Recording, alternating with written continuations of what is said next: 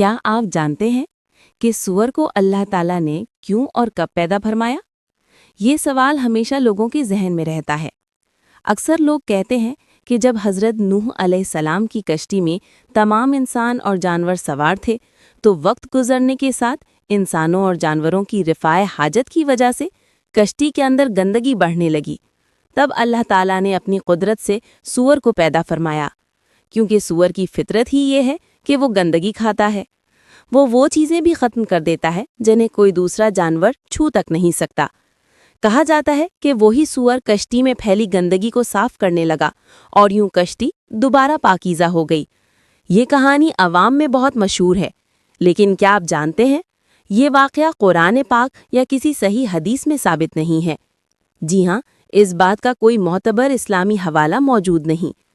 اصل بات یہ ہے کہ اللہ تعالیٰ نے دنیا کی ہر مخلوق کو اپنی کسی نہ کسی حکمت کے ساتھ پیدا کیا ہے۔ سور بھی اللہ کی مخلوق ہے اور فطرت میں اس کا کردار صفائی کرنے والے جانور کے طور پر دیکھا جاتا ہے۔ مگر یاد رکھیے، ہر بات جو ہم سنتے ہیں ضروری نہیں کہ وہ سچ ہو، اور اصل حقیقت کیا ہے یہ تو اللہ ہی بہتر جانتا ہے۔ ہمارا کام صرف یہ ہے کہ ہم اس کے حکم پر ایمان رکھیں اور اس کی ہر مخلوق میں چھپی حکمت کو تسلیم کریں۔